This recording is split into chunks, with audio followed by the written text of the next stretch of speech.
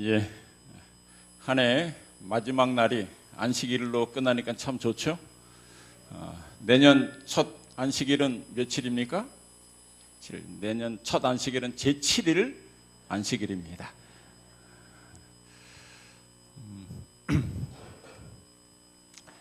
내년이 정유년이죠. 제가 정유년생입니다. 그러니까 꼭 내년이 되면 60이 꼭 됐네요. 얼굴은 그렇게 안 늙어 보이죠? 그래도? 예, 감사합니다. 1월 교회 제남을 다 받으시면 부족하지만 이 한편이 설교라는 부분에 저의 설교가 들어가 있어요. 하여튼 어떻게 제 60값 되는 해에 하여튼 제 설교를 실어줘서 시조사에도 감사드립니다. 한번 다 읽어보시길 바랍니다. 자, 저희들이 제가 뭐 다른 말씀 드린 게 아니라 원래 금요일 저녁에 이것을 말씀드리는 것이 저희들이 이제 정한 순서지만 어쩌녁에 우리 학생부에서 문학의 밤을 준비했기 때문에 오늘 제가 말씀을 드립니다. 먼저 우리 집사님들이 뒤에 있는 이 바인다를 좀 나눠주시면 좋겠습니다. 이제 이 시간에 저 뒤에 있는 바인다를, 이 바인다는 어느 분이 가지시냐면 1년 동안 이제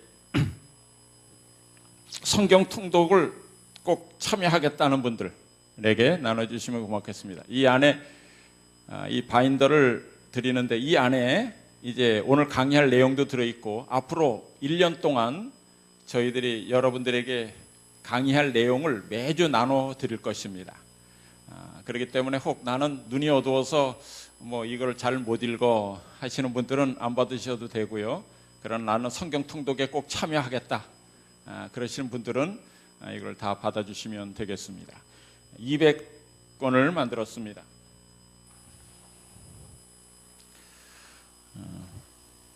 예.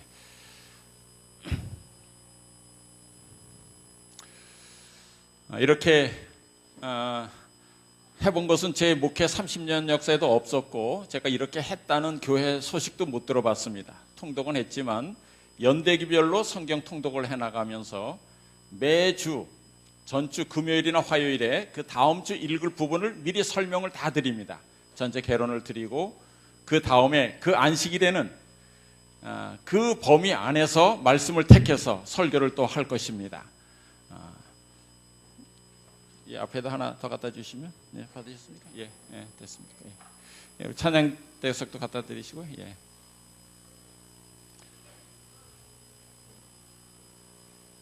예, 2층에도 예, 주시면 되겠습니다.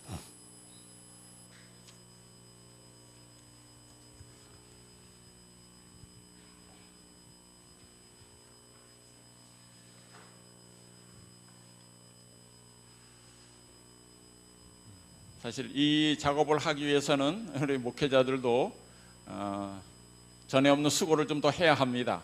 그래서 책자도 함께 가서 많이 구입했고 더 나은 말씀을 좀 준비해서 드리기 위해서 아주 최대한으로 노력할 것입니다. 자, 우리 이쪽에 다 받으셨습니까? 받길 원하는데 아직 못 받으신 분은 손을 들어서 표시해 주시면 이쪽에 이쪽에 쭉 많이 있습니다. 예.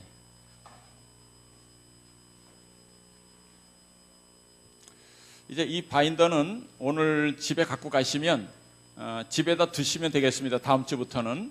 그러면 이 안에 들어가는 속지를 저희들이 구멍을 뚫어서 나눠드리면 갖고 가셔서 제일 뒤쪽에다가 이렇게 꼽으시면 되겠습니다. 그렇게 해서 보관하시면 1년이 지나면 이 안에 성경 전체 내용이 아주 잘 들어가 있을 것이고 그 다음에 여러분이 또 읽으면서 감동받으신 것 적는 메모란도 있습니다. 그 메모란 안에는 여러분들이 또 적으신 거를 기록하시면 아마 여러분의 평생의 가장 귀한 보배로서 이게 자료가 남게 될 것입니다. 받으셨으면 우리 한 페이지를 이렇게 열어보시기 바랍니다. 제일 앞에 저희 교회에 올해 표가 있죠. 말씀으로 하늘을 열자 이렇게 되어 있습니다. 시대 소망에 있는 말씀을 인용해서 말씀으로 하늘을 열자. 2017년도 태교인께 성경 통독입니다.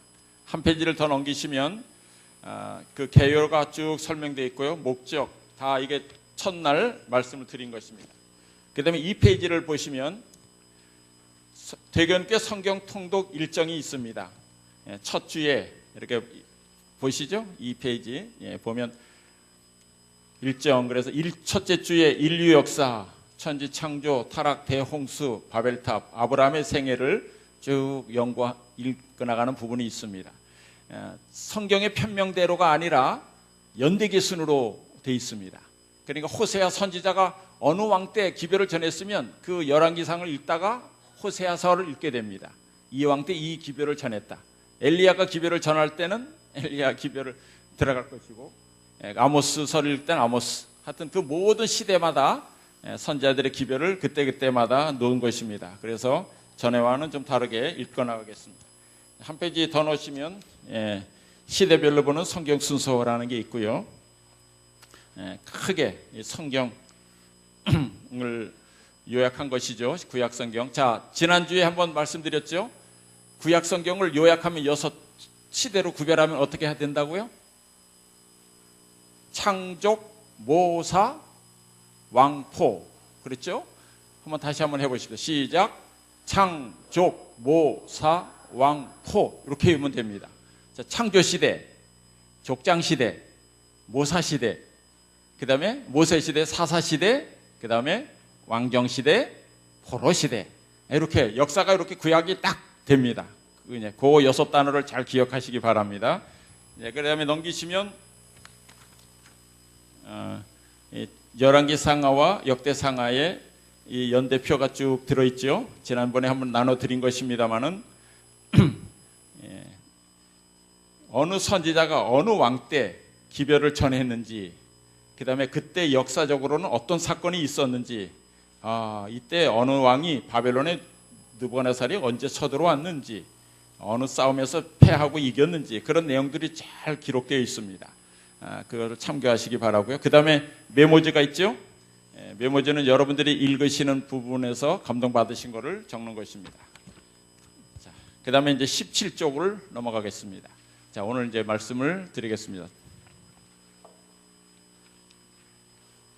이 화면을 좀 띄워주시기 바랍니다.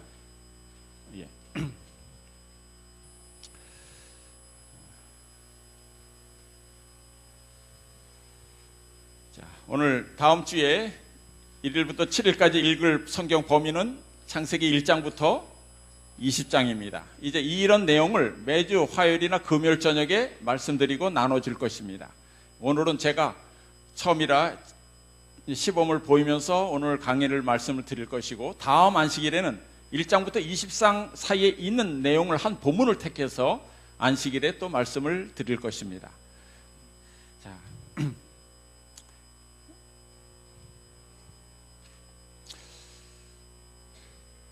자, 오늘 성경 본문도 읽었지만 창세기부터 이제 오늘 다음 주 읽게 될 때가 창세기 1장부터 20장까지죠. 자, 창세기, 그러면 창세기라는 뜻은 기원, 근원, 탄생, 이런 뜻이 있습니다. 그러나 이제 이스라엘 백성들은 그 히브리어 성경에는 이 창세기라는 제목이 아니고 베레시트로 되어 있습니다. 베레시트. 한번 따라해 보실래요? 베레시트. 그게 뭘까요? 태초에라는 말입니다. 우리 창세기 1장 1절 첫 절이 태초에라는 말이죠. 태초에 하나님이 천지를 창조하시니라 할 때 그 태초에가 베레시트예요. 태초에. 그래서 히브리 성경에는 그 제목이 베레시트 이렇게 돼 있어요. 그러나 저희 한글 성경에는 창세기 이렇게 돼 있습니다. 그 저자는 모세입니다. 그 여호수아 1장 7절 쭉 보면 오직 너는 마음을 강하게 하고 극히 담대히 하여 나의 종 모세가 내게 명한 율법을 다 지켜 준행하고 좌로나 우로나 치우치지 말라, 그런 말씀이 있어요. 모세가 기록됐다는 말씀들이 여러 군데 나옵니다. 자, 모세가 왜 처음에 창세기의 욥기를 기록했을까요? 하나님께서 지시하셨으니까 기록을 했겠죠. 자, 그런데 왜 제일 먼저 출애굽기 아니라 창세기를 모세가 기록을 했을까? 이제 모세가 미디안 광야에 있을 때 애굽에는 그의 백성들이 아주 고통을 당하고 있었습니다.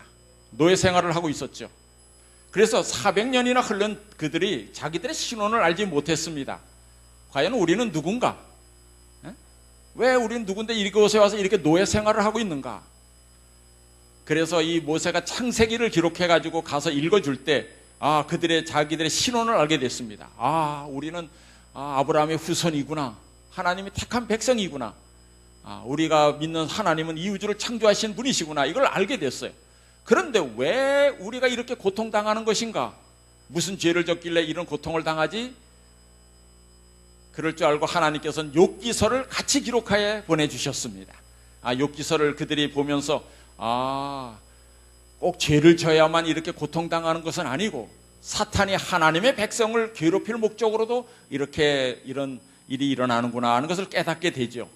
그러면서 우리가 이해하지 못할지라도 우리는 하나님을 끝까지 신뢰해야 된다는 그 내용을, 그 사실을 알게 하기 위해서 제일 먼저 모세가 무슨 책 썼어요? 창세기와 욥기를 기록했습니다. 그래가지고 그 두 권을 미단에서 기록한 다음에 이제 애굽에 가서 그들에게 읽어준 것입니다. 자, 우리 창세기는 크게 두 부분으로 나눕니다. 자, 1장부터 11장까지는 창조 시대 인류 일반의 역사가 나옵니다. 거기 창조 이야기, 또 타락하는 이야기, 노아홍수 이야기가 나오죠.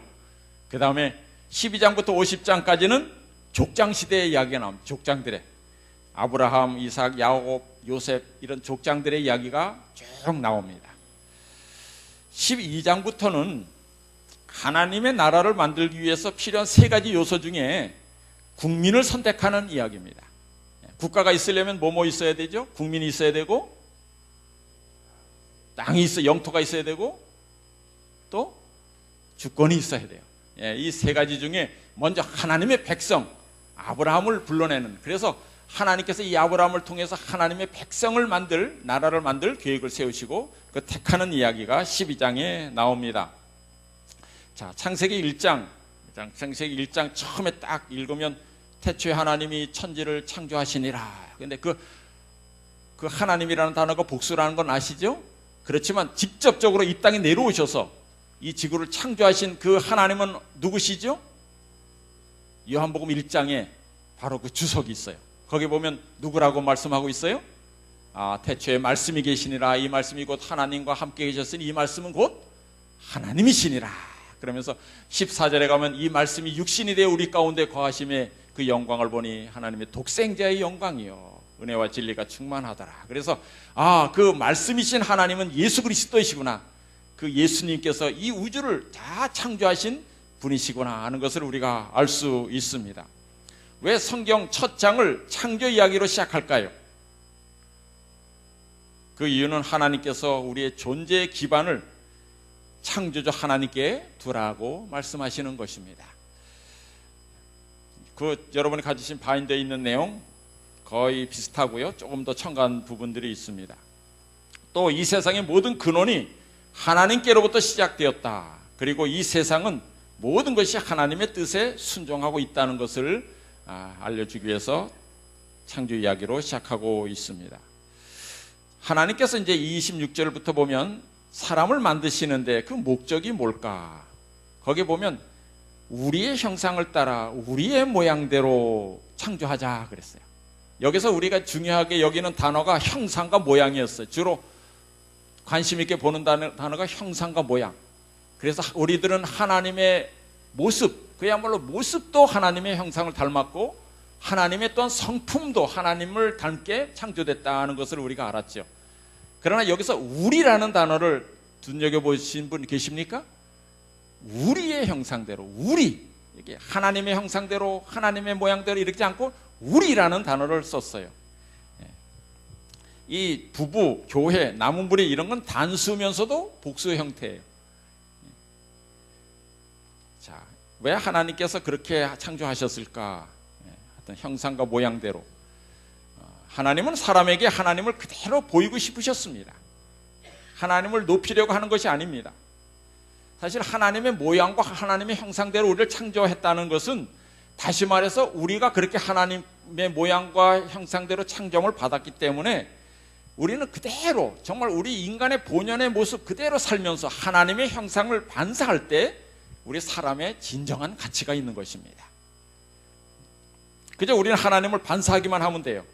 이것이 하나님께서 인간을 창조하신 목적이고 인간의 가치고 그것을 인정하고 되돌려 드리는 것이 곧 예배라는 것입니다.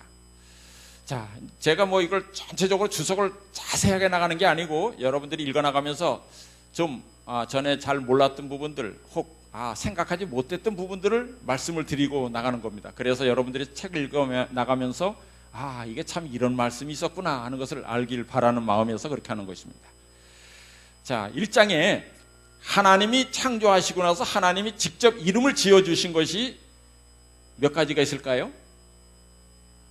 예? 5가지가 있어요.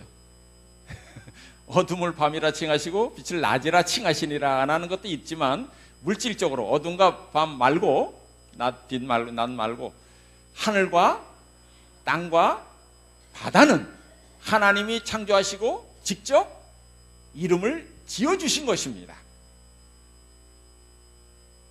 어떻게 나와 있죠? 1장에 하나님이 하늘이나 칭하시니라, 무칠 땅이라 칭하시니라, 모이물을 바다라 칭하시니라. 하나님이 칭하시다. 하나님이 직접 이름을 지어주셨다. 이게 개역 개정판에는 하나님께서 그렇게 부르시고 그랬어요. 하나님이 직접 이름을 지어줘서 부르셨다는 거예요.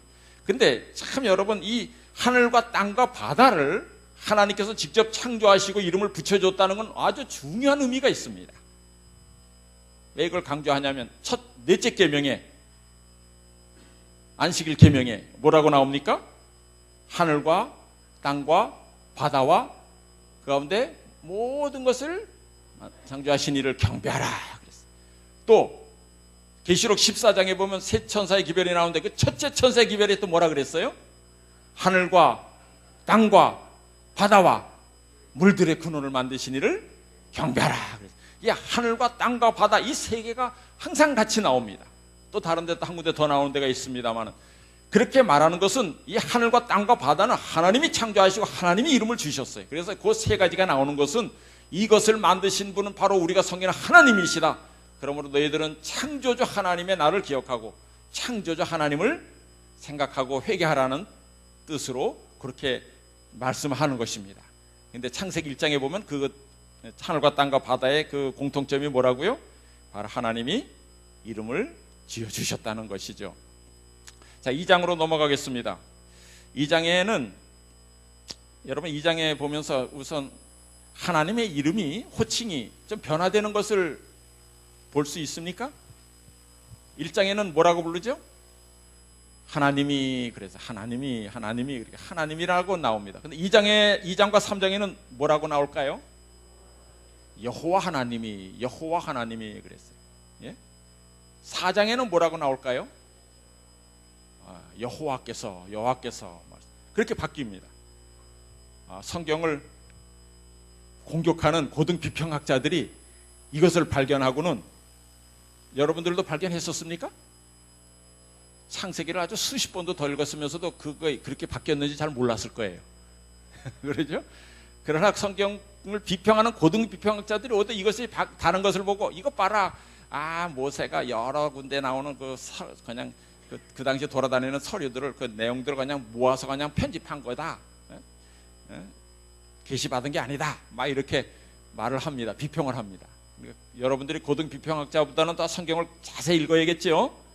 그런데 이것은 모세가 하루아침에 이것을 다 기록하지 않았음을 아는 것입니다.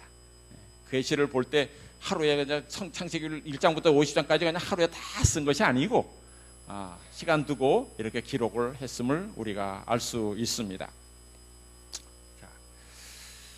2장에는 안식일과 에덴 동산에 대한 세부적 설명, 선악과 여자 창조, 또 하나님의 통치 원리가 들어 있습니다. 자, 그런데 아직도 성경을 읽으면서 첫 번째 이 사람을 창조할 때, 하나님이 흙으로 뭐를 지으시고 사람을 지으시고 그 코에 생기를 불어넣으시니 사람이 생명이 된지라. 근데 하나님께서 흙으로 뭘 만드셨어요? 그 앞에 누워 있는 게 뭐예요? 수만 씨는 사람의 석고예요. 진흙 석고. 섰고, 여기 그림 보면 다 그렇게 나왔어요. 우리가 어릴 때 진흙 가지고 놀기 좋아하잖아요. 남자들도 탱크 만들고 뭐 그러는데, 그래서 하나님도 진흙 갖다가 이렇게 빚어가지고 싹 빚어가지고 하다가 마지막에 배를 싹 쓰다듬다가 이렇게 꾹 눌러놓은 자리가 배꼽짜리고 뭐 이렇게. 그래서 거기에 진흙이 누워 있는데 진흙에다가 대고 코에다가 환기를 후 불어오니까 이 진흙이 굽들굽들 하더니 사람이 돼가지고 일어난 것처럼 생각하는데, 사람은 자기 수준으로 이해를 합니다. 근데 거기에 보면 분명히 뭐라 그랬어요? 하나님이 흙으로 뭐를 지으시고?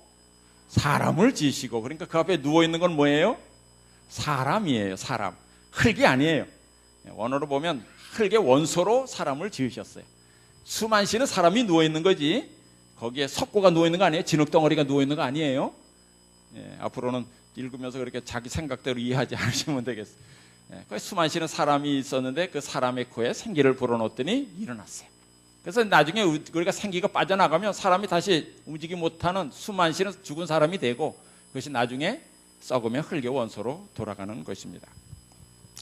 자, 그런 부분들도 생각하시면서 읽으시면 되겠습니다. 그 다음에 창세기 2장 18절부터 24절은 사실 18절에서 바로 21절로 연결돼야 되지만, 그 앞부분 19절부터 23절은 이제 사실 삽입절입니다. 거기에 보면 이제 아담으로 하여금 동물들의 이름을 지어주는 얘기가 갑자기 나와요. 하나님이 아담을 지으신 다음에, 그 다음에 동물들 이름을 쭉 지어준 다음에 아담이 생각할 때, 나만, 동물들은 다 짝인데 자기만 혼자 있는 것을 느끼게 하게 하고, 그 다음에 그 필요에 따라서 그 아내를 이제 만들어 주죠. 자, 지난번에 우리 김명호 목사님께서 질문하실 때 다 대답을 못 하시더라고요. 하나님이 창조하실 때 다 좋다고 하셨나? 좋지 않다고 한 적도 있냐? 이렇게 물었더니 대답을 별로 못하는 것 같아서 제가 제일 저쪽에서 있습니다. 좋지 않다고 한 적이 있습니다. 그랬더니 막 주변에서 있습니다. 이렇게 대답을 하시더라고요. 언제 좋지 않다고 하셨죠? 이미 강의했지. 언제? 홀로 있는 것을 보시고 그랬어요. 이 장에 보면 홀로 있는 것을 보고 좋지 않다 그랬어요. 그러니까 창세기 1장 31절 그때 보면 하나님이 사람을 창조하시고 좋다고 하셨는데, 그 바로 전에는 아담 먼저 만들었을 때는 좋지 않았습니다. 여섯째 날, 그러니까 오전에는 동물들 만드셨죠? 아마 12시경에 남자를 만들었을 거예요. 하와를, 아담을. 그리고 아담 앞에 동물들을 쫙 지나가게 하시면서 이름을 잘 지어주겠습니다. 그랬더니 이제 혼자 있다는 것을 외롭게 느낄 때 하나님께서 아마 아담을 잠재우셨을 겁니다. 그때 아마 수면 마취를 하신 것 같아요. 그리고 이제 갈빗대를 딱 빼셨습니다. 그때가 한 몇 시 정도 됐을까? 맞아요. 3시 정도 됐을 거예요. 어떻게 하셨어요, 박장로님? 예? 대충. 근데 성서적으로 보면 예수님께서 오후 3시에 돌아가셨어요. 그때 옆구리에 창자국을 받으셨죠. 또 6월절에 양을 잡던 시간도 오후 3시 정도예요. 어린 양을 잡는 시간도. 그래서 저는 아마 그 정도 될 거라고 생각돼요. 아담도 이제 동물들 이름 다 지어주고 나서 오후 3시에 잠들었는데 그 갈빗대를 하나 취함을 받고, 그리고 그 갈빗대로 하와를 만드셨어요. 그 다음에 저녁 때 딱 눈을 떠 보니까, 깨보니까 그 앞에 누가 있어요? 이브가 있잖아요. 이브가 뭐예요? 저녁이 이브닝이잖아요. 이브닝. 저녁이란 말이에요. 이브. 그래서 이브가 다 발견하게 되는 아마 그런 모습. 그리고 나서 둘이 딱 있는 걸 보시기에 힘이 좋더라, 이렇게 이제 말씀하시는 것입니다. 자, 이제 동물들을 왜 이름을 지어주게 하는가 하면, 이제 아담이 본질을 규명하는 능력이 있고 통치의 권한이 있다는 것을 인식하게 합니다. 그때는, 고대는 지금처럼 누군가가 어떤 것에 이름을 붙이는 행위는 그 이름을 준 사람이 그것의 주인이라는 뜻이에요. 그것을 다스리는 권세가 있다는 것을 나타내는 것입니다. 그러니까 하늘과 땅과 바다는 하나님이 이름을 지어주셨기 때문에 하나님이 권세가 있고 하나님의 능력이, 하나님이 주인이에요. 그러니까 모든 사람도 마찬가지죠. 그 다음에 동물들을 이름을 아담에게 지어주게 한 것은 아담에게 그들을 다스리는 권리가 있다는 것을 보여주기 위한 것입니다. 자, 이제 하와를 만들어서 이제 이렇게 여자를 만들어서 이끌어 오셨는데, 그때 이제 비로소 혼자가 아니라 뭐가 돼요? 부부가 되면서 우리가 됩니다. 아담과 하와가 합쳐서 우리가 돼요. 그래서 하나님이 가서 우리의 형상을 따라 우리의 모양대로, 하나님은 하나님의 형상, 하나님이 세 분이 함께 우리가 있는 것처럼 우리 사람들도 하나님의 형상처럼 하나님의 모양처럼 우리가 되게 하십니다. 가족이 되게 하십니다. 그러면서 그때 보시기에 심히 좋았더라 이렇게 말씀하시는 것입니다. 아담이 이제 이렇게 왔을 때 아내 여자가 앞에 왔을 때 뭐라 그러죠? 이는 내 뼈 중에 뼈요 내 살 중에 살이라 그랬어요. 사실 이 말 속에 하나님의 나라의 통치의 원리가 있습니다.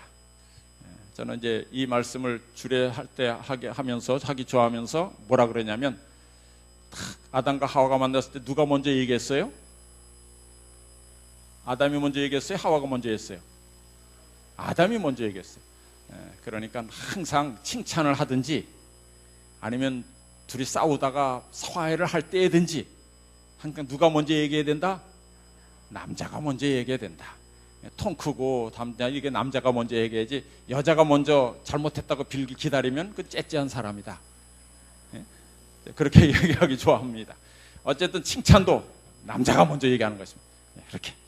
근데 하여튼 이 말 속에 하나님의 통치의 원리가 들어있대. 그게 뭐예요? 너는 나다. 이 원리로 모든 사람을 대하라 이것입니다. 예수님께서 같은 말씀 하셨죠? 우리가 자기를 사랑하듯이 남도 그렇게 살피고 돌보고 사랑해야 되는 것입니다. 그런 것이 바로 하나님의 형상으로 사는 길이라는 것입니다. 3장에는 유혹과 타락 이야기가 나옵니다. 3장에 들어가면 이제 선악과가 나옵니다. 왜 하나님이 선악과를 왜 만드셨을까? 선악과 없는 종교가 참 좋죠. 선악과 없었으면 우리가 타락도 안 했을 텐데. 질문, 하늘나라 가면 선악과가 있을까요? 없을까요? 예? 선악과가 있어요? 없어요? 12월 교회 제남을 읽으면서 예배를 잘 드렸는지 못 드렸는지 이 질문 해보면 알아요. 아침마다 예배를 잘 드린 사람은 이걸 대답을 잘 할 거예요. 선악과가 있어요? 없어요? 있어요? 왜 하늘나라는 이 선악과가 필요 없다 그랬어요? 하늘나라 가면 다시 선악과가 없어요. 이걸 먹으면 안 되는 그런 과일 없어요. 지금은 있어요. 지금까지는 우주에 있어요. 하늘에 다시 우리가 가게 되면 없어요. 사실은 이 선악과를 만든 이유도 사탄이 타락하지 않았으면 안 만들었을 거예요. 그러나 사탄이 있기 때문에 이제 그에게 유혹할 자리, 또 여러 가지 이유 때문에 이제 선악과를 만드셨는데, 하늘나라 가면 선악과 없습니다. 예? 다시는 선악과 따먹고 범죄하는 일 없어요. 예. 근데 자, 왜 만드셨을까? 여러 이유가 있지만은, 자, 요즘 이런 말이 있어요. 주기도문보다 압도적으로 더 많이 드려지는 기도가 뭐냐면, 신이시여 나에게 요구는 하지 마시고 그러나 내 요구는 다 응답하소서이다, 이런 말이 있어요. 주기도 보면 뜻이 하늘에서 이룬 것 같이 땅에서도 이루어지이다. 그래서 하나님의 뜻을 먼저 생각하는 것이 아니라 뭐라고 기도한다고? 나에게는 뭘 요구하지 마시고 그저 내 요구는 다 응답하소서라고 사람들이 기도하길 좋아한다 이거예요. 그렇게 해서 생겨난 종교가 뭐냐면 바로 그것이 금송아지를 섬기고 바알을 섬기고 아세라 섬기고 성황당 이렇게 섬기는 것. 자, 이것이 우리 하나님과 우리가 섬기는 하나님과 다른 게 뭡니까? 자기들이 만들어놨어요. 그리고 자기들이 신이라고 섬겨요. 근데 그것이 참 좋은 점은 이 신들은 우리 인간들에게 뭐라고 이래라 저래라 요구하지 않아요. 내가 안식일에 오든 1년에 한 번 오든 뭐 일주일에 한 번 오든 아무 말 안 합니다. 11조 드려라 이런 거 요구하지도 않아요. 네가 드리고 싶으면 드려라. 내가 드리고 싶을 때 가서 드리면 되고 내가 찾아가고 싶을 때 찾아가면 되는 것입니다. 그런 종교가 선악과 없는 종교예요. 즉 하나님을 왕으로 섬기기를 거부한 인류 역사는 필요에 따라서 자신들의 욕구에 맞는 신들을 창조했죠. 자, 그러면서 하나님은 그렇다면 왜 선악과를 만드셨을까? 우리 하나님의 첫 번째 명령은 축복이었죠. 너를 위해서 모든 것을 만들었다. 정복하고 다스리라. 이런 것을 축복으로 주셨습니다. 그런데 꼭 기억할 것은 너는 바로 내가 만들었다는 것입니다. 그것을 잊지 말라는 것입니다. 그래서 내가 이 선악과 나무를 구별했다는 것입니다. 그래서 이 나무를 구별하는 것이 곧 나를 창조하신 분은 우리 하나님이라는 것을 인정하는 것이었어요. 그래서 선악과를 볼 때마다 신분을 깨닫고 창조주를 기억하는 축복으로 인도하는 안전장치가 될 수 있었다는 것입니다. 이 선악과는 그래서 첫 사람 아담의 교과서라고도 할 수 있죠. 아담은 선악과를 볼 때 하나님을 자각할 수 있었습니다. 오늘날은 이 선악과가 있습니까 없습니까? 물론 그 당시에 선악과는 없지만 오늘날 우리에게 있는 율법 또 하나님의 말씀이 그 오늘날의 우리에게 선악과 역할을 하고 있는 것입니다. 그것을 통해서 우리가 하나님을 인지할 수 있고 무엇이 옳고 그름을 판단할 수 있고 해야 될지 말아야 될지를 우리가 판단할 수 있죠. 자, 그런데 우리 첫 아담이 선악과 나무에서 가져온 저주, 이걸 따먹고 가져온 저주를 우리 아담이신 마지막 아담이신 예수님께서 십자가 나무 위에서 저주를 대신 지시고 풀어 주셨죠. 왜 예수님을 십자가에 못 박으라고 했을까요? 바리새인들과 사두개인들이 왜 그렇게 막 그것을 요구했을까요? 고통스럽게 죽게 하기 위해서 그랬을까요? 왜 십자가에 못 박으라고 그렇게 요구했을까요? 그냥 단순히 죽이려면 돌을 쳐서 죽여도 되고 그냥 다르게 죽일 수도 있었어요. 근데 왜 십자가에 못 박으라고 굳이 요구했을까요? 그 십자가가 나무이기 때문에 그래요. 나무. 십자가는 뭘로 만들었어요? 나무로 만들었어요. 근데 왜 나무에다 나무이기 때문에 그래요? 성경에, 구약 성경에 보면, 신명기서에 보면 나무에 달린 자는 저주를 받게 한다 그랬어요. 이스라엘 백성들의 특별히 큰 죄를 지은 사람들, 이 부모를 죽였다든지 아직 그런 사람들은 돌로 쳐 죽인 다음에도 다시 나무에 매달았어요. 나무에 달린 이유는 이 사람을 하나님 저주해 주십시오, 이 사람에겐 부활의 소망을 주지 마십시오 하면서 나무에 달았어요. 그러니까 나무에 달리는 사람은 다 저주받는 거예요. 그래서 이 사두개인들, 바리새인들이 예수님을 나무에 달면 예수님이 맨날 내가 사흘 만에 살아나리라 하는 그 부활이 저주받아서 이루어지지 못하도록 하기 위해서 나무에 달았죠. 그래서 예수님은 나무에 달리셔서 저주 받으셨습니까? 안 받으셨습니까? 예? 성경엔 저주 받으사 그랬어요. 우리 대신 저주를 받으셨어요. 우리가 받을 저주를 다 받으셨어요. 그래서 우리가 받을 저주를 풀어주신 거예요. 그래서 그 고통 속에 예수님께서 심장이 파열되어 돌아가신 거죠. 그래서 성경에는 십자가라는 표현 대신 나무라는 표현을 여러 군데 씁니다. 아주 많아요. 사도행전 5장 30절에도 너희가 나무에 달아 죽인 예수를 우리 조상의 하나님이 살리시고, 그런 말씀이 있어요. 자, 부자선지자 53쪽에도 선악을 알게 하는 나무는 하나님께 대한 그들의 순종과 사랑의 시금석으로 삼아진 바 되었다. 여호와께서 동산에 있는 모든 것을 사용하는 데 있어서 한 가지만을 금지하는 것이 합당하다고 보이셨다 그랬습니다.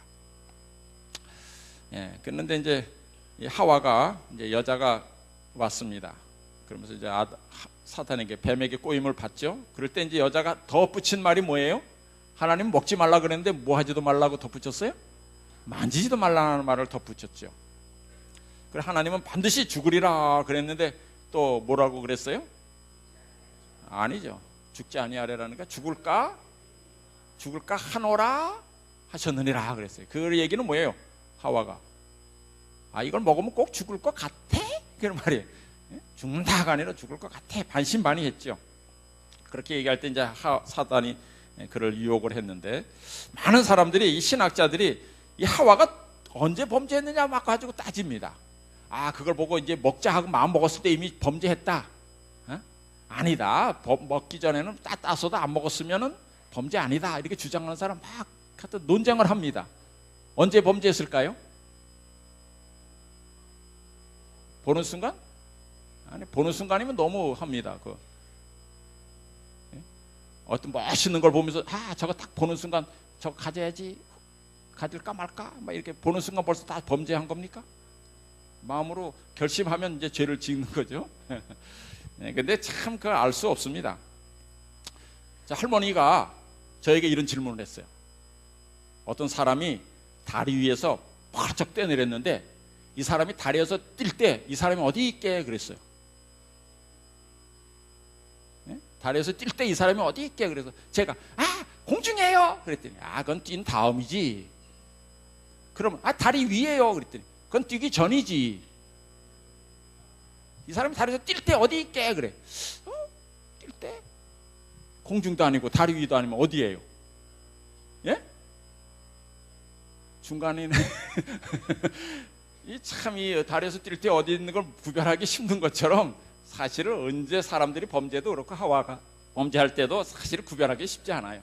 그러나 우리 김명호 목사님이 쓴 글에 보면 어쨌든 선악과를 따 먹은 이후에 범죄한 거예요. 따져도 우리 먹지 말라 그래서 하고 버렸으면 범죄는 안 한 것이라 이거죠. 자, 이제 사탄이 이런 말을 합니다. 이제 죽지 아니하리라. 영생한다 이거죠. 근데 죽었어요. 죽으니까 이제 사탄이 와서 다 죽었잖아요. 따질 때 뭐라 그럴까요? 몸은 죽었지만 영혼은 살아 있어. 이제 이렇게 또 속이기 시작하죠. 요즘 한국에 이집트 미라가 전시되고 있습니다. 이 이집트라는 나라는 영혼이 영생한다고 믿었던 대표적인 나라예요. 그 형태가 이집트의 미라에 나타나 있죠. 미라가 쫙 있어 진열대에서 오는데 그 미라 시체는 원래 운반하기 못한다 그래요. 그게 엄격히 따지면 시체잖아요. 근데 시체는 이게 옮기고 막 이렇게 다닐 수가 없어요. 그래서 그거를 옮길 때 뭐라고 했는지 아세요? 그 품목을 어떻게 적는지 아세요? 옛날에 그렇게 했대. 건어물. 만약에 모세가 하나님 영광을 버리고 이 왕이 되기로 선택했다면 오늘날 이 모세가 이 건어물 신세가 돼가지고 우리나라 와서 이렇게 보이고 이렇게 전시되는 거 있을 거예요. 그러나 하나님 표를 택했기 때문에 그가 그런 신세를 면했습니다. 또 눈이 밝아진다 이렇게 말을 합니다. 하나님과 같이 된다. 선악을 알게 된다. 정말 비슷하게 합니다. 좀 그럴듯하게 된 것 같기도 해요. 선악과를 먹은 다음에 눈이 밝아져서 뭘 봤어요? 이제 눈이 밝아졌나요? 악을 보게 되죠. 수치를 보게 되고 두려움을 보게 되고 하나님의 소리를 듣고 무서워하게 됩니다. 우리도 죄를 지면 눈이 밝아지죠. 죄의 결과를 보게 됩니다. 그럴 때 가장 현명하게 취해야 될 태도는 죄를 자백하고 회개하는 것이다 하는 것입니다. 창세기 1장부터 하나님은 구별하셨어요.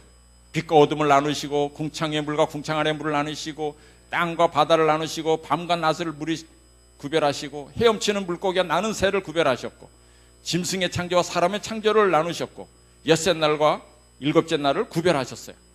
또 한 나무로부터 다른 한 나무를 또 구별하셨죠. 이 십자가를 또 하나님께서 구별하셨어요. 같은 말씀이지만 선악과 나무에서 저주가 들어오고 십자가 나무에서 저주로 끝내셨죠.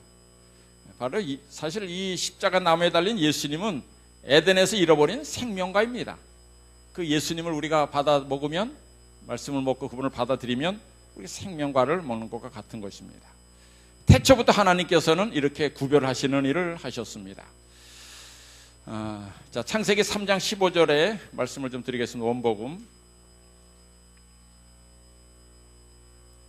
창세기 3장 15절은 가장 긴 예언입니다.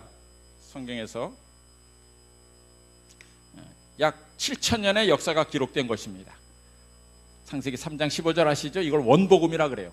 내가 너로 여자와 원수가 되게 하고 여자의 후손도 내 후손과 원수가 되게 하려니 그 말씀에 7,000년의 역사가 기록되는데 근데 우리가 첫 번째 여자의 후손 너는 여자의 후손의 발꿈치를 상하게 할 것이요 그 다음에 그 여자의 후손은 네 머리를 상하게 할 것이니라 그랬는데 어떤 때는 여자의 후손을 그 믿음의 사람들이라고 하라고 또 어떤 때는 예수님에게 적용을 시켜요. 그래서 이거 갖다가 그냥 갖다 붙이면 되는 건가 아무데나 적용하면 되는 건가 하고 생각을 했는데 원어 성경을 보니까 그것이 확실히 구별이 돼요. 그 원어 성경에 보면 히브리어로 처음에 나오는 여자의 후손은 이 제라라는 말이에요. 제라 여자의 후손 제라는 그 후손이란 말은 그래서 후손 그야말로 후손입니다. 여자들이 낳는 씨 자손들입니다. 근데 두 번째 나오는 여자의 후손이라는 단어는 히브리어로 후라는 단어인데 영어로 성경으로 말하면 대문자 히입니다. 그 남자 이렇게 돼 있어요. 그 남자는 내 머리를 상하게 할 것이요 그렇게 돼 있어요. 다시 말해서 두 번째 남자는 바로 예수님을 가리켜요. 예수님은 뱀의 머리를 상하게 할 것이다 라는 단어가 원어 성경에는 아주 명확하게 나와 있는 것을 보게 됩니다. 자, 4장과 5장에는 가인과 아벨의 이야기가 있습니다. 최초의 살인 사건 이야기가 있죠. 왜 동생을 살인까지 했을까? 지배권 다툼입니다. 하나님 앞에서 누가 크냐 싸움인 것입니다. 사실 그 당시 강줄기를 따라가면서 정착하는 수많은 사람들이 인류가 퍼져나가면서 누가 더 센가 힘을 겨루기 시작하죠. 인류 역사는 두 부류의 전쟁이죠. 하나님을 섬기는 사람과 그렇지 않은 사람들의 싸움입니다. 자, 쭉 읽으면서 4장에 보면 누구 때 비로소 여호와 이름을 불렀다 이렇게 나옵니까? 에노스 때. 에노스. 왜 에노스 때 여호와 이름을 불렀느냐? 그 불렀다는 말은 그때부터 비로소 예배가 시작되었다라는 말입니다. 근데 왜 에노스 때 예배가 시작되었을까? 물론 그때 대해서 하나님의 백성들이 좀 늘어났으니까 어느 정도 예배드리게 모이니까 아마 됐을 거라 생각하지만 어떤 분들은 에노스라는 이름을 주목합니다. 그 에노스라는 이름의 뜻이 뭐냐면 인간은 연약하여 죽을 수밖에 없다라는 뜻입니다. 그러니까 사람 자신은 연약하여 죽을 수밖에 없는 존재라는 걸 깨달을 때 비로소 하나님께 나와 경배하게 된다는 것이죠. 자, 이제 5장에 족보가 나오고 이렇게 쭉 나옵니다. 이제 한번 이제 이걸 제가 쭉 이렇게 한번 정리를 해봤습니다. 이거 BC라는 거 있고, BC는 예수님 오시기 전, 그러니까 연도가 거꾸로 가는 것이고, AM은 창조 이후에 오는 시대를 AM이라고 합니다. 그러니까 BC 3000년대, 그러니까 아담이 창조됨부터 1000년이 지났을 때 그때 살아있던 사람은 누굴까요? 그때 누가 살아있어요? 창조된 이후에 1000년 때 살아있는 사람은 셋서부터 라메까지 다 살고 살아있었습니다. 자, 사라진 두 사람이 있어요. 1000년이 되기 전에 이 땅에서 사라진, 그냥 아벨처럼 죽은 사람 말고 정식적으로 이 땅에서 사라진 딱 두 사람이 있는데 누굴까요? 아담하고 에녹입니다. 아담은 930세에 죽었고, 그래서 땅에 묻혔고, 그 뒤로 57년 지난 다음에, 이 57년, 정확하게 57년 뒤에 이제 누가 몇 세 누구 낳고, 누가 몇 세 누구 낳고 이렇게 계산해 보면 에녹이 65세 아들을 낳고 300년간 동행했죠. 그래서 에녹이 365세 되는 해가 987년입니다. 그러니까 1000년 전에 이 땅에 사라진 두 사람은 아담과 에녹이에요. 근데 한 사람은 어디로 들어가고 한 사람은 어디로 가고 하늘로 갔어요. 자, 이 두 사건을 보면서 무엇을 느낄 수 있어요? 로마서 6장 23절에 죄의 싹은 사망이요 하나님의 은사는 그리스도 예수 우리 주 안에 있는 영생이니라 라는 사실을 이 두 사람의 사건에서 깨달을 수가 있죠. 아멘이십니까? 저는 이거 아주 깊이 연구하다 깨달았는데 여러분들 별로 그렇게 신통치 않은가 봐요. 그래서 그 당시에 에녹이 승천할 때 많은 사람이, 부자 선지자 보면 많은 사람이 지켜봤다 그랬어요. 아담이 죽는 것도 보고 에녹이 승천하는 거 보면서, 야, 하나님께서 정말 하나님을 믿는 사람은 영생하도록 하시겠다는 그 약속을 눈앞에서 보는 것입니다. 하나님을 바르게 믿으면 저렇게 승천하는구나, 그러나 아담처럼 죄를 범하면 죽는구나, 이 두 것을 사람들이 같이 보았다는 것이죠. 그 다음에 2500년, BC 2500년에는 노아가 살았고, 그 다음에 2000년대, BC 4000년 중에 절반 시대, 2000년대 살았던 유명한 사람 누구죠? 아브라함이. 1500년에 살았던 사람 누구죠? 모세. 1000년에 살았던 왕은 다윗이. 500년에는 에스라엘. 그 시대마다 하나님의 아주 훌륭한 분들이 꼭 살아 있었습니다. 오늘 이끌어오면서 A, D로 넘어가면서는 다음에 좀 말씀을 드릴게요. 자, 6장부터 10장까지는 이거 노아 홍수 이야기입니다. 자, 왜 하나님께서 노아 홍수 때 왜 모든 것을 싹 쓸어 버리셨을까? 무슨 죄를 졌길래 그랬을까? 제일 큰 죄는 6장에 보면 하나님의 아들들이 사람의 딸들과 섞이는 이야기가 나옵니다. 여기서 하나님의 아들들은 누굴까요? 누구의 후손을 말할까요? 아브라함 아직 없었고, 아담이 셋을 낳고 셋의 후손이에요. 셋의 후손들이 누구의 후손들과? 가인의 후손들, 그들과 섞이는 것을 말하는 것입니다. 하나님을 믿지 않는 사람들과 섞이는 범죄를 말해요. 6장 2절 3절 자기들이 좋아하는 모든 자로 아내를 삼는지라. 결국 셋의 계열의 하나님의 아들들도 타락하게 됩니다. 하나님의 사람들이 이방 문화와 섞입니다. 하나님은 처음부터 구별하셨는데 섞입니다. 그래서 하나님은 떠나시게 되고 결국 심판이 이르게 되죠. 6장 4절에 보면 네피림이 나옵니다. 어떤 분이 네피림, 이제 성경을 읽으면서 어떤 분이 질문했어요. 글자 써놓고 앞에 1, 2 이렇게 써놨는데 이게 뭡니까? 그게 뭐죠? 성경절 하면 앞에 1 써있고 또 2 이렇게 써있는 게 그거 뭐죠? 숫자가? 그건 각주입니다. 각주 번호. 그 글자 써있는 건 성경책 제일 밑에 보면 그 밑에다가 설명이 돼 있어요. 그 뜻입니다. 근데 네피림이 나와요. 왜 네피림이라는 단어가 왜 나올까? 이 네피림은 그 당시에 새 왕의 프로필입니다. 장부라 이거예요. 큰 거인이다 이거예요. 다시 말해서 이 말은 무엇을 나타내냐면 그 당시에는 힘세고 키 큰 사람이 왕이었다 이 말입니다. 그 사람이 모든 사람을 다 통치하고 모든 것을 원하는 대로 다 뺏어갔다 이거죠. 자, 그래서 하나님께서는 이제 노아로 하여금 방주를 만들게 하고 이제 또 비 온 이후에 무지개 언약도 하시는 이야기가 쭉 나옵니다.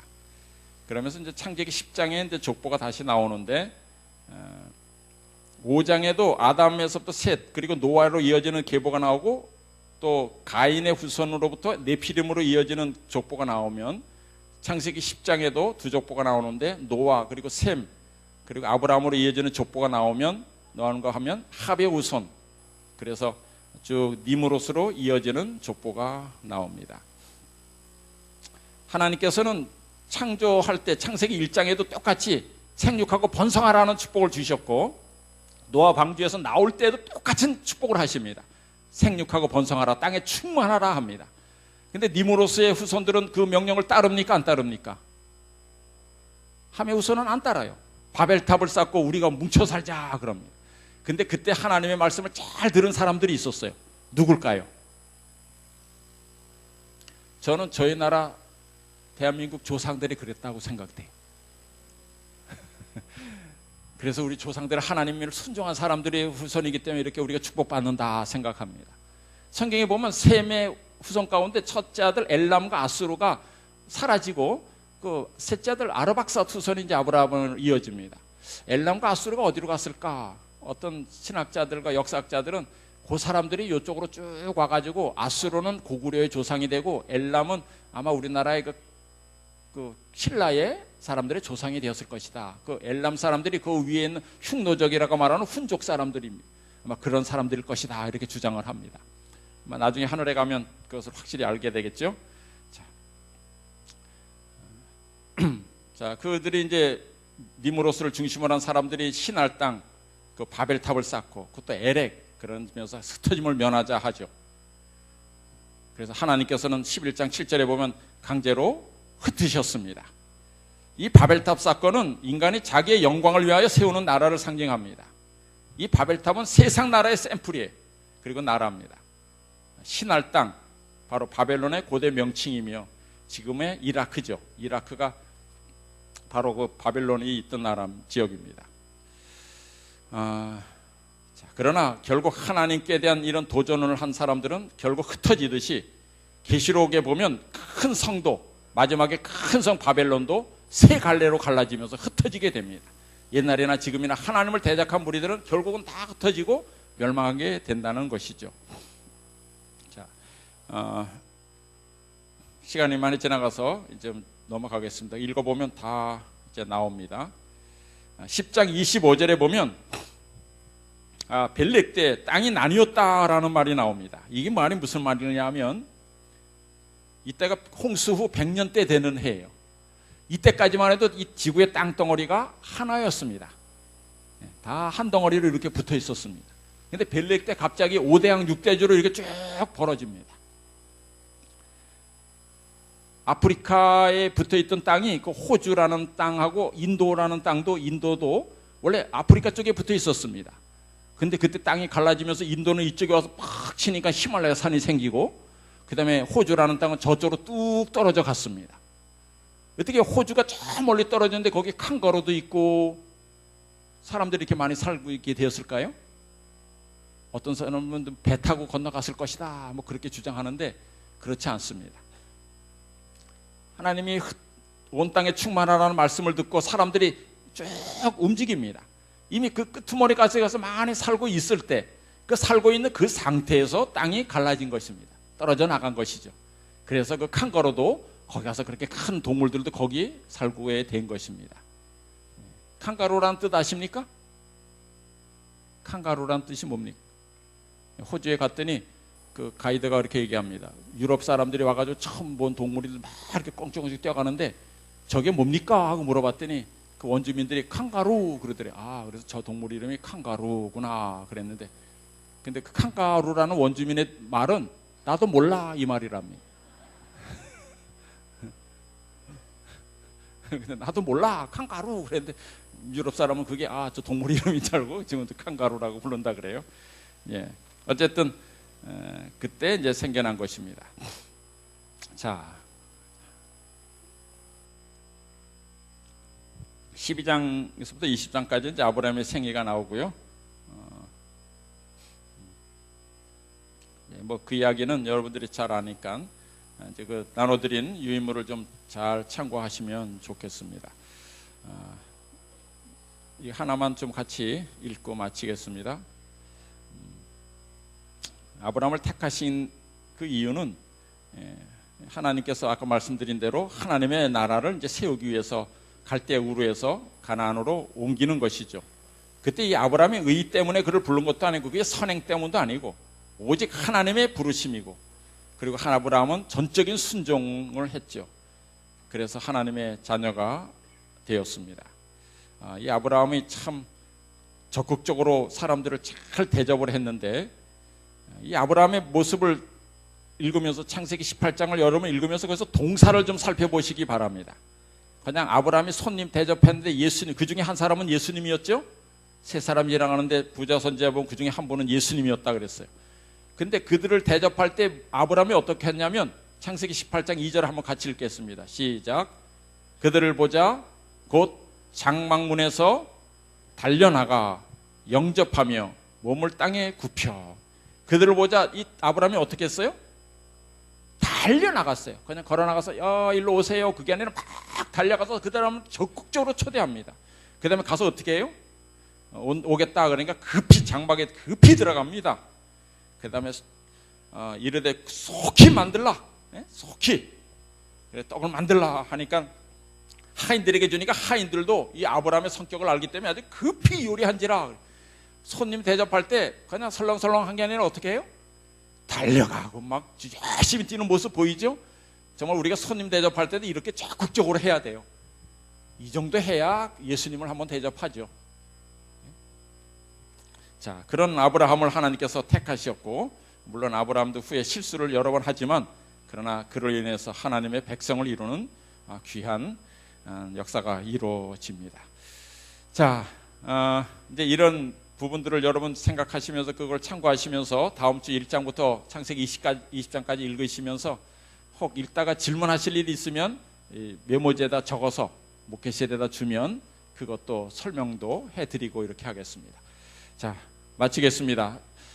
올해 이제 내년이죠. 내년에 여러분 성경 통독을 정말 다 참여하셔서 읽고 한번 내년 읽은 다음에 성경 전체 윤곽이 다 떠오르고 정말 성경 전체를 한번 쭉 훑었더니 마음이 시원하다 라는 느낌을 꼭 받게 되시길 간절히 바랍니다. 감사합니다.